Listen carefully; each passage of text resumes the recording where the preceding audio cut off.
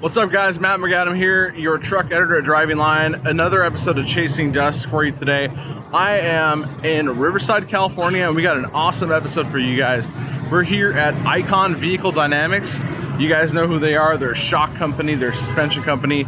They actually make wheels now too. A lot of really cool products coming out from these guys.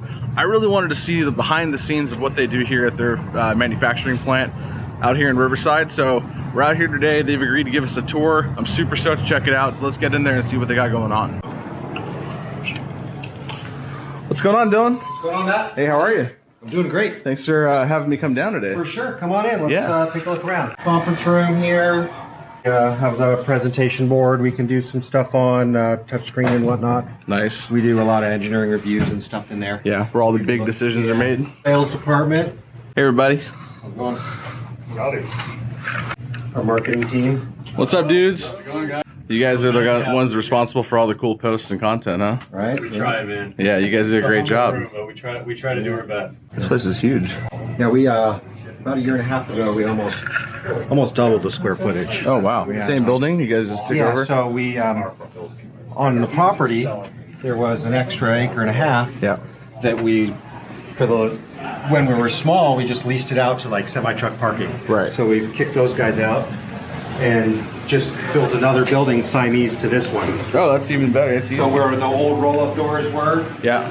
for the original building, they're just passageways now. To go to the new side. Yeah. The new building. Awesome. Yeah. Got a nice Raptor right there. Yeah. Oh, and a Gladiator. We're going to do a scan of the frame rail here. We have some of the CAD data already, but it's nice to be able to have that scan, and then you can pick whatever points you want. Yeah. So we're going to be scanning this here in a few minutes. Shock assembly right here. Okay. So we've got a couple different ways that we do it. We do a production line, or we do a cell. So depending on the type of shock it is. Some things are better built at one cell with one tech that builds the 90% of it from start to finish with assemblies, and then other things we do on an assembly line. Like a line, yeah. Each person does a different stage. Cool. You can see some of the parts. These are all fast sub assemblies getting ready to be dropped into cylinders. Looks like a F-150. Yep. Beefy rod ends on them. Yeah. So these are all now waiting for packaging. Okay. So, or to be some of the rest of the kit to be put together with it. So some of them are waiting for like an upper mount or something like that. So also in packaging we're doing assembly of anything that's not a shock. So billet control arms, track bars, where they've got left-right adjusters and heims and all that gets pressed in here. Yep. All the delta joints for the UCAs get assembled here. Yeah. And then also the packaging. So from packaging it goes then through that roll-up door used to be the end of the building. So that's where you guys added it on? Yeah. Holiday arms getting ready to get boxed. It's awesome. Almost everything is delta joint now. Yeah. It was a little bit of a educational process to get people away from the Uniball. The Uniball was such a buzzword. Right. It took a little bit of time, but it was actually, I was apprehensive, but people actually embraced it way more than I thought. And it's been great. Can you give us a little bit of a idea of what makes it different from a Uniball and why you guys are starting to use them more? So the Uniball is originally, so that the part that we buy, the Uniball itself is an industrial component. It's meant for machinery and things like that. Then what the off-road industry did is they took it and they did high misalignment spacers to get way more angle than it was supposed to. Right. So originally they were meant to be in some machine and it only had 12 degrees of misalignment, but we want 40. So a really short travel path. Right, short travel path. And so then we do these misalignment spacers and adapters that get a lot of angle. The other thing they weren't meant for was certain environments. So because they're industrial, a lot of them are in factories inside. They don't handle any place where they put any salt or black chloride on the road. They completely disintegrate in a short period of time. So, but the angularity was cool, and the fact that you can press them into a fabricated part or a billet part. Early on, they were easy for us to adapt. Right. So we found a cool part, extended its travel range, and then was easily adaptable to something. Yeah. So what we did is we took the two things that we want. We want it easily adaptable. That means it's got a common bore that presses into cups, whatever you want. into Yeah. your uniball cup or whatever you're dealing with. Yep. So we need that, and we also need a lot of travel. But then we need to solve this stuff that is a problem, which is the environmental and noise. They squeak a Uniballs are lot. squeaky. Oh yeah. So what we did is we made a hybrid. It's got the housing of a uniball. It's got the high angularity of a uniball. Yeah. But it's got the other aspects of a ball joint. So it's a one-piece stud, ball, grease grooves, greasable. It's got a special seal that we developed for it, because a boot, a conventional ball joint boot, isn't going to handle 44 degrees of angularity. It's just not going to do it. They tear very easily. So what we did is we made a seal that's more like a wiper seal. Okay. That sweeps the ball and sweeps the dirt out. Got it. And that seal also allows, when you re-grease it, allows that grease to purge out. So it will purge the old grease whenever you holds the new grease. So it's got a lot of the benefits of a ball joint. Yeah. Greasability, quiet, less friction. That's a big one. You get a really tight uniball, and your steering sticks. So you go, when you're trying to go straight on the freeway, it'll stick a little left and a little right. And you're constantly doing this because of friction. Friction throughout all suspension systems is a big deal for ride quality. So we've got the friction down, no noise, serviceable, but the benefits of pressing into a cup and high angularity. So are they also replaceable, or are they? Yeah, absolutely. So you can just press them out and press them in like a regular uniball? Absolutely. That's awesome. Yeah. But the other big one is warranty. So we were confident enough in the lifespan of them that we gave them a long warranty. Yeah, so you don't have to worry about it. Yeah. That's and really uniball warranties are like, those are wearable items. You're not going to get a lot of life. Right. You live in the snow. We can't really do much about it. Yeah. But we can. With this, we can stand behind a really good warranty. And did you guys develop that here? Yeah. Or was that's awesome. Yeah. So on the bottom, it's retained out here with the same spiral lock ring that retains a uniball. Yeah. If you look really close, you can kind of see there's a rubber wiper right here where my finger is, and that's it's like an eyelid kind of, and it sweeps the ball and keeps all the contaminants out.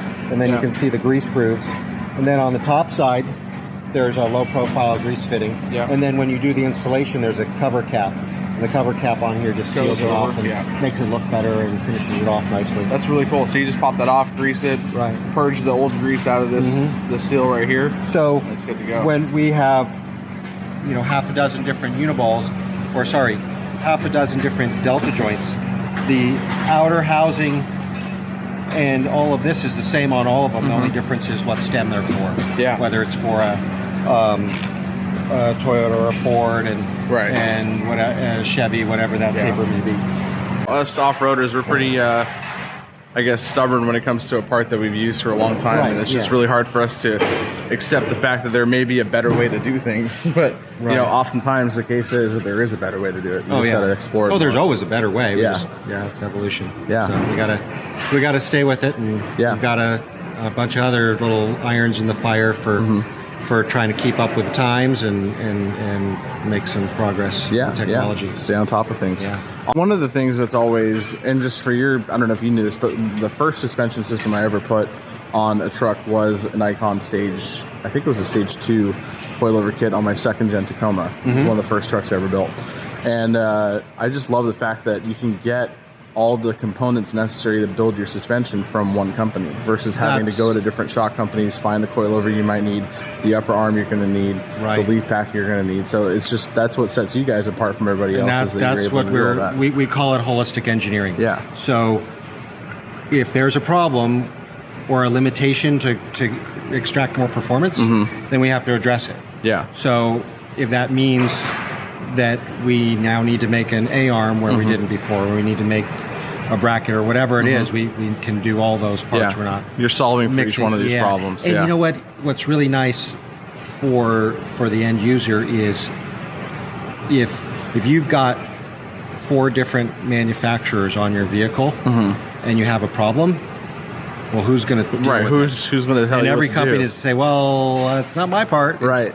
So it's really nice for the end user to have one company to go to. Yeah. And we have more confidence that it's all going to work together. Right. Because we designed You it all engineered it to together. work together. Yeah, exactly. And that's kind of how the wheels started. So we had a recommendation for wheels offset to get the size tire that you wanted. Yeah. And we're like, well, we recommend this offset. Well, there's only this wheel or that wheel or whatever. And that way we can say, hey, if you really want this size tire, we've designed this wheel with the correct offsets and clearances to fit the maximum tire. The Tundra is a great example. Yeah. So the Tundra, there was very little 17 availability because the brakes are so big. Yep. And then there's a sweet spot of where that wheel sits to have enough width to get your bigger off-road tire, but not so much that you start running into the fenders. Yeah, So rubbing into everything. So we made a wheel that's clean, travel with a 35 and fits the. So that's where the wheel idea was born, just out of solving out of for that necessity. issue. Yeah, it's all out of necessity. Awesome, man. Yeah. These are all weldments that have been powder coated, waiting to get kitted. So packaging will pull whatever weldment it is from here to make whatever kit. There's all various rod ends, all kinds of stuff. Yeah, I got some reservoir hoses here. Hose assemblies. We build all the hose assemblies over there. Yeah. So we built all the hose assemblies here. So you guys just get a big reel of hose and you guys actually put it all here in house. We've got the crimping machines and all the various fittings, and we can put together whatever hose configuration. Very cool. We've got 2 robotic welders. Oh, so there's not people in there doing that. No, those are robots. Yeah. This was the first one we got. We named it Johnny 5. I don't know that we've named this one yet. Yeah. Robotic welding added a lot of capacity. Oh yeah. So we still, I would say, do at least 50% with manual welders. Humans, Yeah, humans. A lot of the parts are complicated, and you really you want that human to make sure everything's right.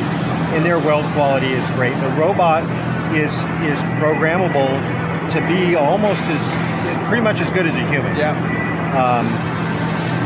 So we've been pretty happy with that.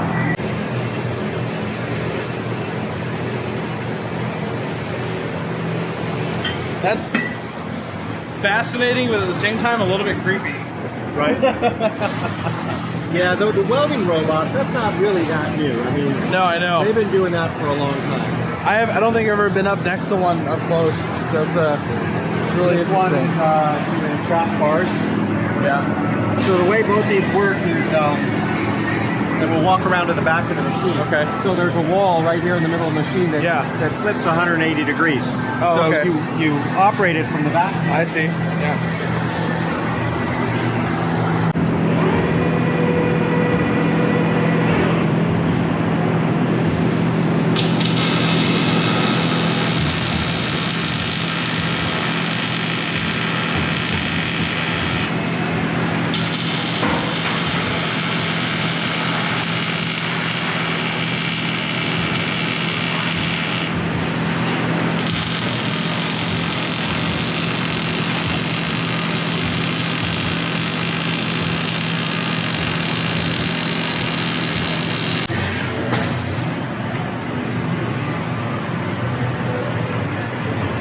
Gotta have a little bit of a human element to it, right? Yeah. Yeah, the machines aren't really as smart as people think.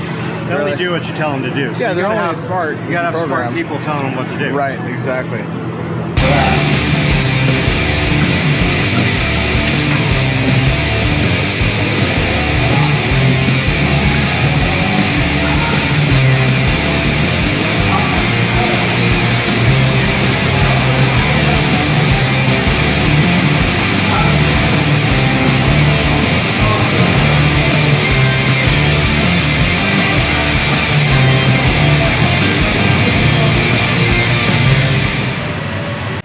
Come here and let's see where we want to start. We hit the trigger. It projects some laser lines Let me, and then if you look at the screen,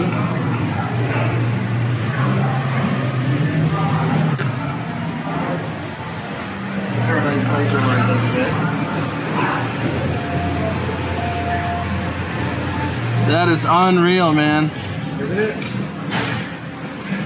Wow. See, it's mapping out the whole frame here. There's the body mount right there. Some of the body up there. And you can see the laser lines being projected on the part. Yeah. This light on the back tells me if I'm too close or too far away. So Okay. if I'm red, Red's too close. Green's good. But I just hold it in my hand. You just kind of sweep over the frame. And there's the muffler. Yeah. So I want the bottom of the frame. I come in here and scan it.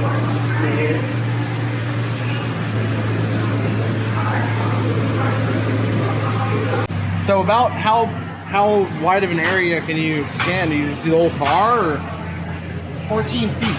Wow. Actually, it says 14 feet without that accuracy, but you can go bigger. As long as you as long as you have enough dots so that it can remember where it everything goes, as you move, you can do the whole side of the car.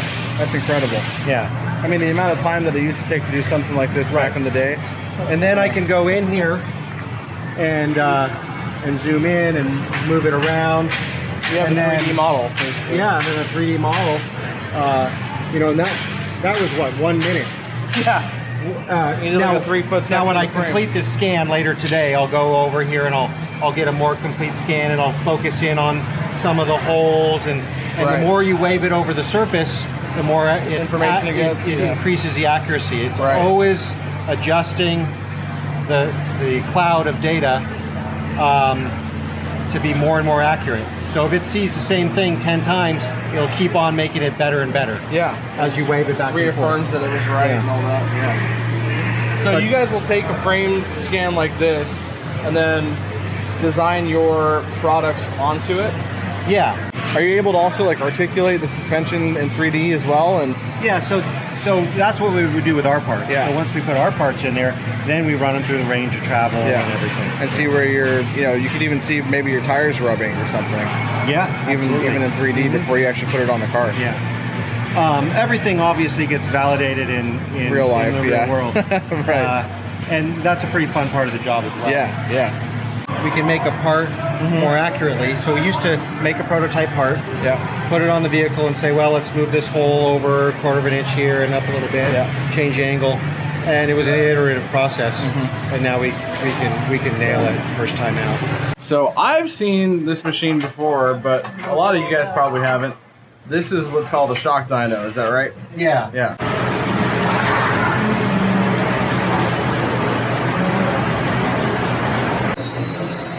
So on the screen here, it's showing the shock compressing through the compression and then coming back to the center and then rebound and then back up. I see. So this shock shaft speed is going to be cornering, maybe, you know, a little pitch, braking pitch, acceleration pitch. Yep. Medium cornering pitch. That's about the shaft speed for that. Got it. A lot of the tuning here, and you can see the shape of this graph is building a lot of force quickly at that speed. Yep. But then as we speed it up, it's going to change because of the digressive piston. Right. So let's see where it starts to change here. So you can see here as I'm speeding up, now it's making a lot of force at low speed, but as it gets faster and faster, you don't want to overdo it. So it starts rolling off. Right. So it curves down and then it starts curving the other way again. I see that, yeah. 10 inches per second is still not a really fast shaft speed.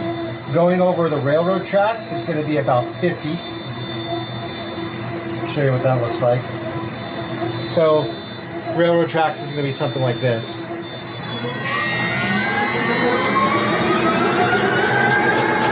Oh, wow.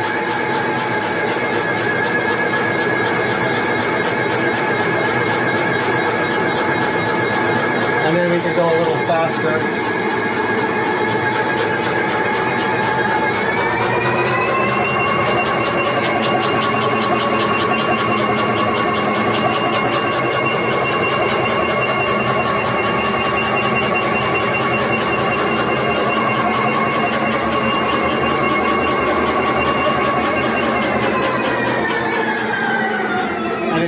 is a cold shock.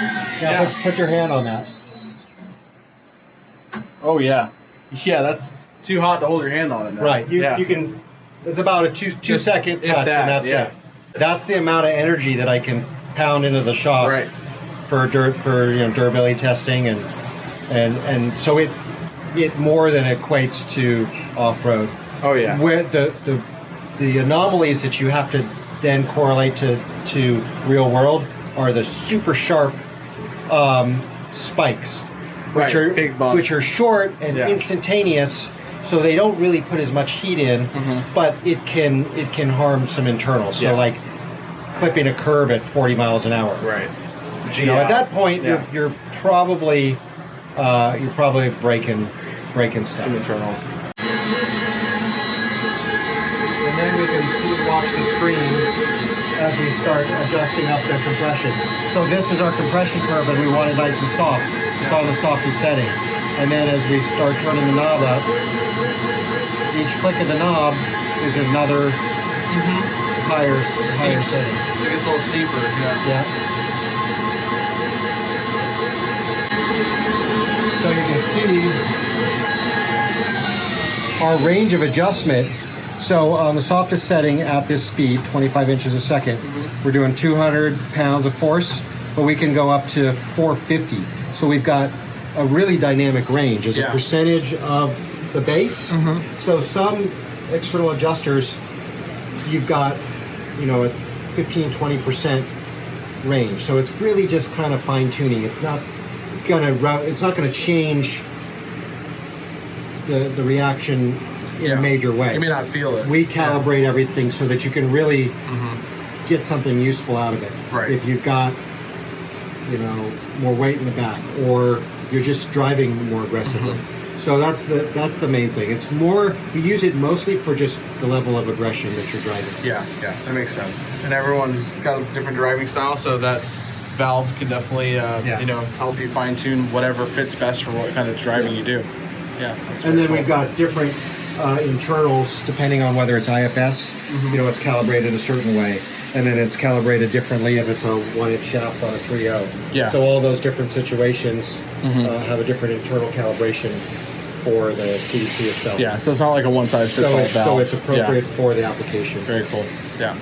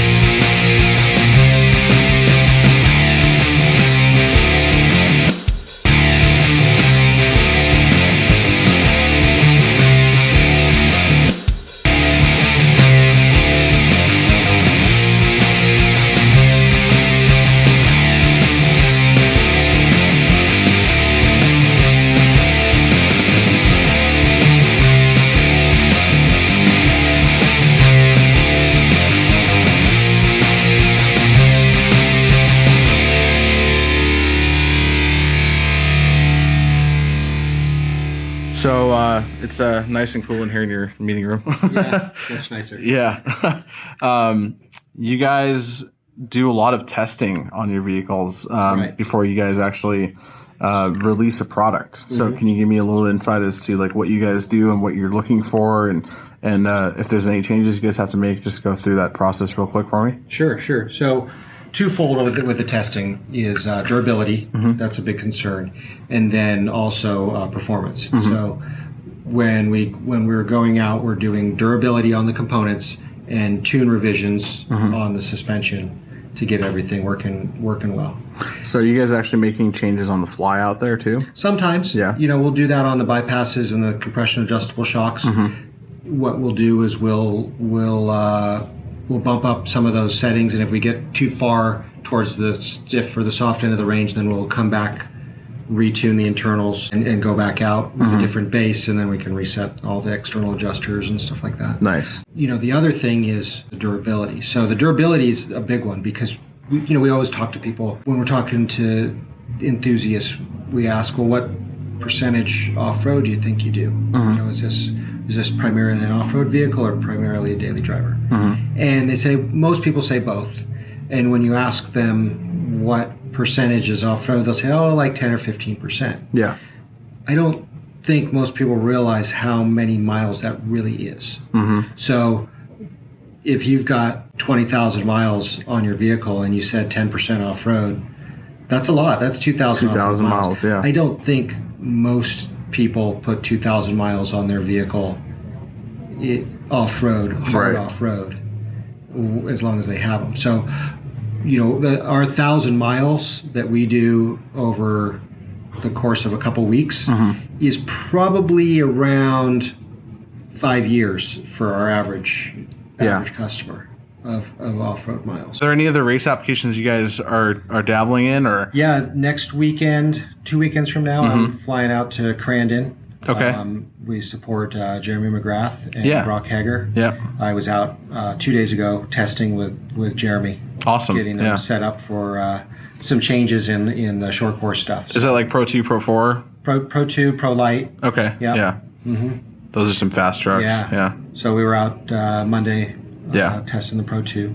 So a lot's learned from that. Yeah, That's absolutely. great development. Yeah, and you guys got Tom Wayes, and of course for Tom, Ultra and 4. Tom's family.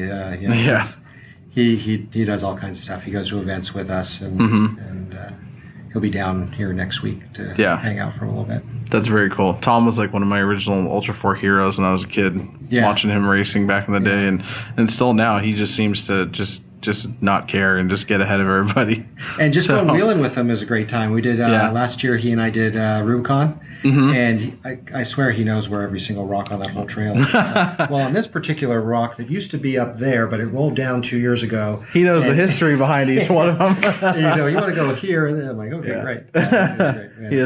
Great. We had a blast. He has a relationship with the land. Oh yeah, for sure. Yeah, very cool. Yeah. Pretty much covered A to Z, you guys' operation here. Yeah. That was a really great tour. By. So Dylan, thank you very much. I appreciate you bringing us down here. Thanks for coming by. And can't wait to get out there with you guys and do some more wheeling. All right, sounds awesome. good. Thanks, buddy. Thanks. Yeah.